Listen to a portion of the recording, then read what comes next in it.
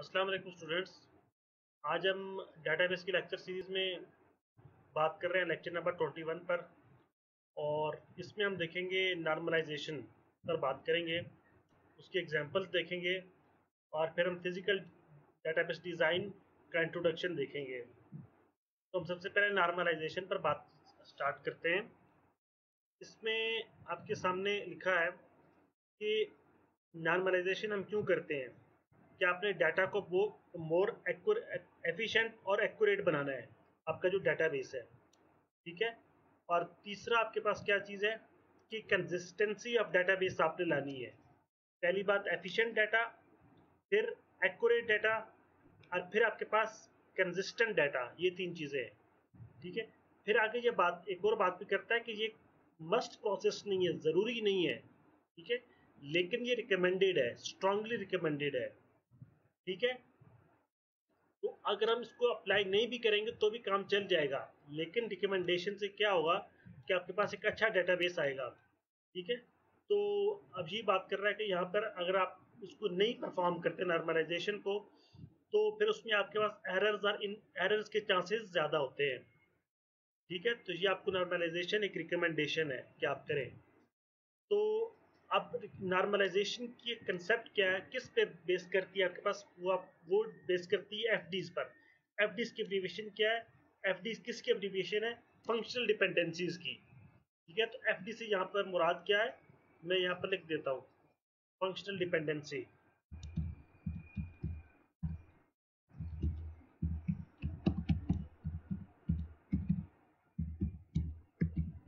ठीक है। तो आपका सारा जो कंसेप्ट बेस करता है नॉर्मलाइजेशन का, वो आपके पास डिपेंड करता है एफडीज पर। तो अब ये बात कर रहा है कि नॉर्मलाइजेशन आपके पास फर्स्ट नॉर्मल फॉर्म से सेकंड, थर्ड, 6 NF तक चलती है। ठीक है। तो मोस्टली आपके पास 3 NF तक आपके पास काम आपका हो जाता है, आप सफिशिएंट होता है 3 NF, 3 नॉर्मल फॉर्म्स तक। और वैसे इसके टोटल जो आपके पास है वो 6 NF है। तो ये आप ऑब्जेक्टिव के लिए आप ये बात नोट कर लें। ठीक है। तो यहाँ पे आगे आपके पास क्या है,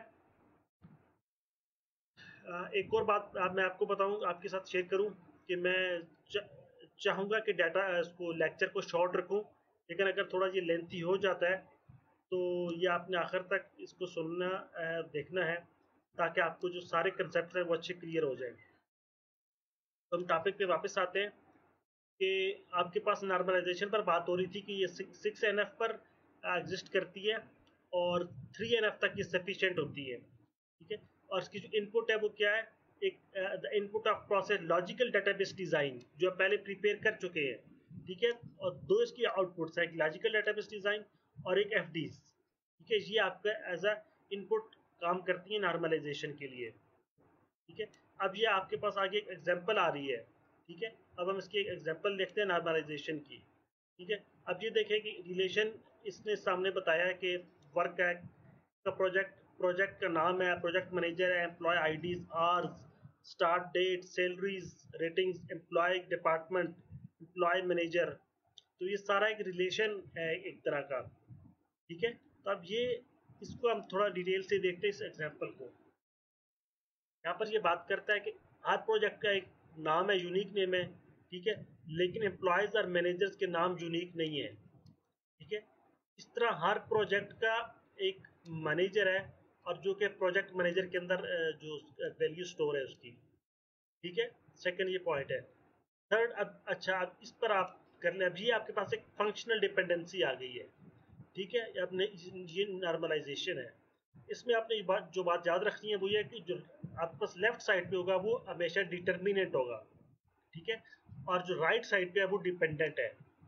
ठीक है। तो ये आपने इस तरह, ये अपने रिलेशन में ये बात आपने याद रखनी है। और ये आपके पास एक फंक्शनल डिपेंडेंसी को रिप्रेजेंट करता है, ये जो रिलेशन है आपके सामने। ठीक है। कि आप प्रोजेक्ट नेम आपके पास होगा तो आप प्रोजेक्ट मैनेजर जो है ना, आप उसको फाइंड आउट कर सकते हैं। ठीक है। और इस तरह ये आपके पास बता रहा है कि अगर एम्प्लॉय होगा, एक आप एक प्रोजेक्ट को बहुत से एम्प्लॉयज असाइन कर सकते हैं। ठीक है। और जो एक एम्प्लॉय है वो काफ़ी प्रोजेक्ट्स पर काम कर सकता है। ठीक है। तो अब यहाँ पर एक ये इस तरह की आपको फंक्शनल डिपेंडेंसीज बनेगी आगे। ठीक है, एम्प्लॉय आईडी या प्रोजेक्ट नेम की एक फंक्शनल डिपेंडेंसी बन गई। ये दोनों बातें पता होंगी तो आपको आवर्स पता चल जाएंगी कि कितने घंटे काम हुआ प्रोजेक्ट पर। ठीक है, इस तरह प्रोजेक्ट नेम पता होगा तो आप उसका बजट और स्टार्ट डेट बता सकते हैं। इस तरह एम्प्लॉय आईडी का आपको पता होगा तो आप सैलरी और एम्प्लॉय नेम बता सकते हैं। ठीक हो गया।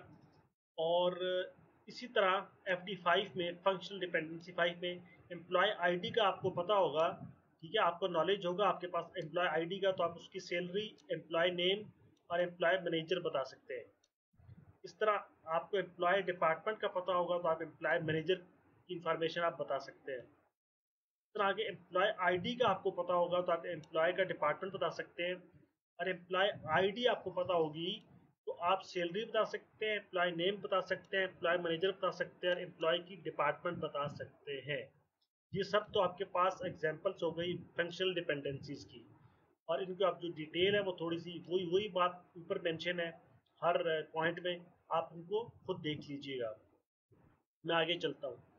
तरह प्रोजेक्ट नेम और एम्प्लॉय आईडी। अब ये देखिए कंपोजिट आईडी की आपके पास एग्जांपल आ गई है। ये दो है, ये सिंगल नहीं है। ठीक है, दो वैल्यूज है आपके पास। ये कंपोजिट की एग्जांपल है। ये दोनों चीजें आपको पता होंगी तो आप रेटिंग बता सकते हैं। इस तरह उन्होंने अब ये सारी चार एफ डीज आपके पास एस्टेब्लिश हुई हैं, 1 2 3 4। ठीक है, अब आगे इस पर हम नॉर्मलाइजेशन पर अप्लाई करते हैं। ठीक है, अब हमने इस पर कंडीशंस अप्लाई करनी है। नॉर्मलाइजेशन की जो रिक्वायरमेंट्स है वो इन सब पर हमने अप्लाई करनी है। ठीक है, वो कैसे होंगी? अब ये देख लीजिए, जो ऊपर बात कर रहा था ये वही रिलेशन दोबारा लिख दिए यहाँ पर। अब बात आ जाती है आगे फर्स्ट नॉर्मल फॉर्म में। फर्स्ट नॉर्मल फॉर्म क्या है कि आपके पास सिंगल वैल्यू होनी चाहिए। ठीक है, एट्रीब्यूट्स की सिंगल वैल्यू, ऑटोमिक वैल्यू का मतलब है सिंगल वैल्यू। तो ये आपके पास फर्स्ट नॉर्मल फॉर्म की एग्जाम्पल है। ठीक है, तो आपके पास ये डाटा आपके पास 1NF में है क्योंकि सब आपके पास एक सिंगल वैल्यूज है। तो ये आपको जहाँ भी आप अब आगे लेक्चर्स में भी जहाँ भी फर्स्ट नॉर्मल फॉर्म का आपको जिक्र आएगा उसके साथ आपके माइंड में फौरन सिंगल वैल्यू आनी चाहिए। ठीक है, कंपोजिट वैल्यू नहीं, सिंगल वैल्यू की बात होगी तो फर्स्ट नॉर्मल फॉर्म होगी। सेकंड आगे चलते हैं, सेकंड नॉर्मल फॉर्म। ठीक है, अब ये बात कर रहा है कि we found out that primary key for the table is a composite one।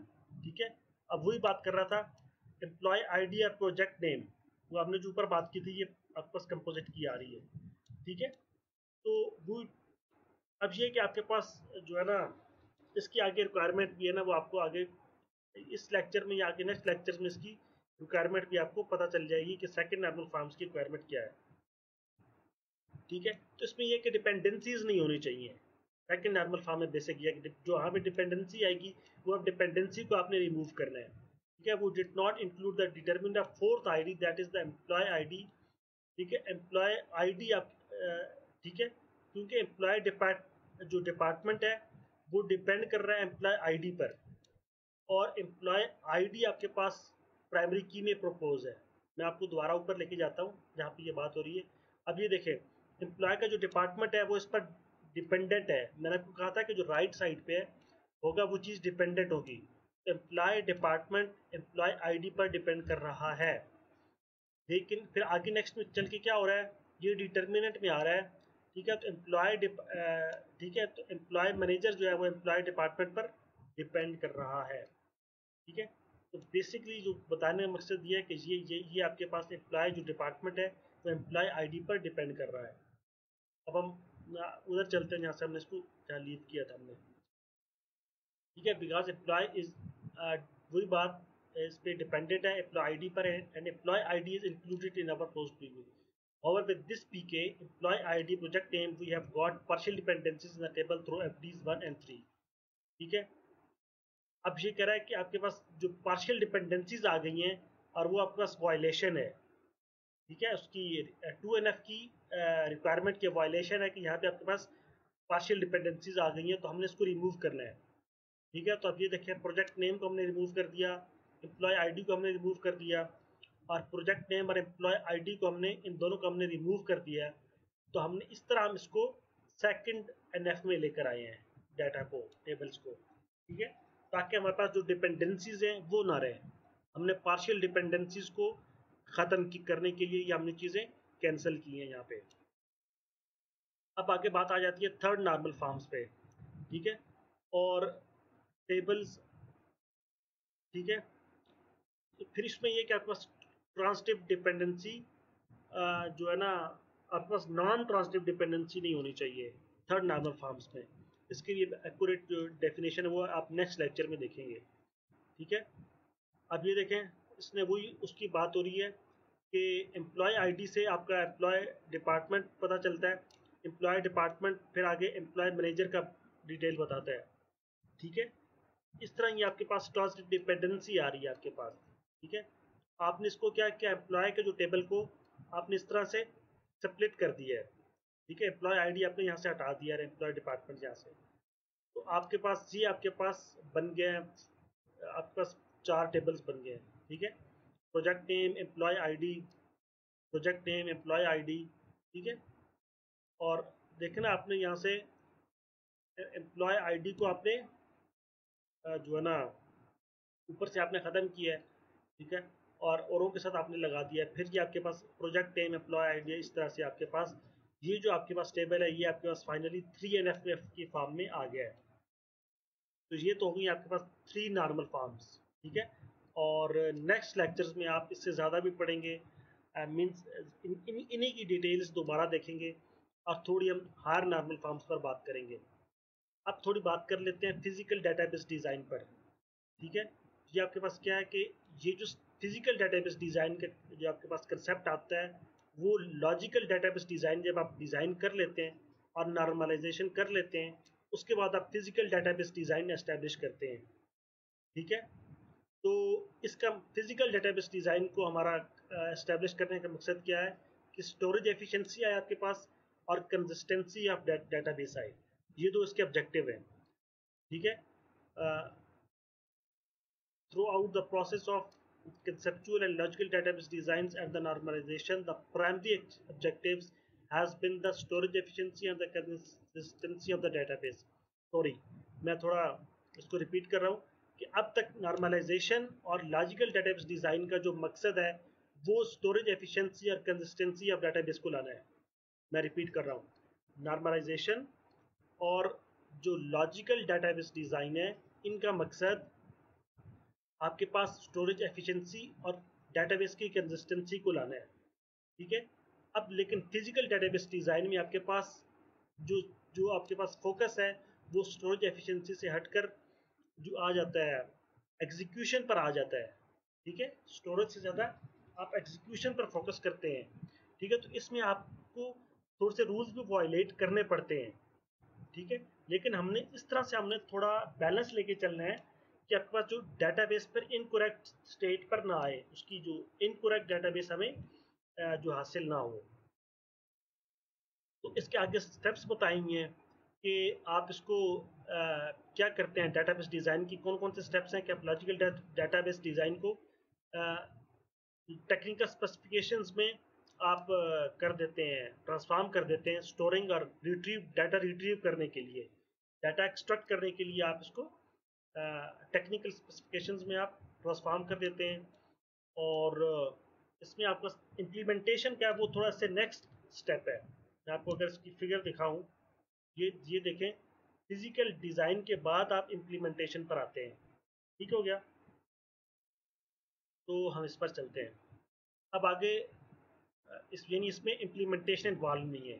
तो इसकी जो आपके पास फिजिकल डेटाबेस डिज़ाइन की जो इनपुट्स हैं वो कौन सी हैं, नॉर्मलाइज रिलेशंस और एट्रीब्यूट की डेफिनेशंस हर एट्रीब्यूट की, फिर डाटा यूजेज की जो डिस्क्रिप्शन है और रिस्पांस टाइम की रिक्वायरमेंट, ठीक है, डाटा सिक्योरिटी, बैकअप्स वगैरह।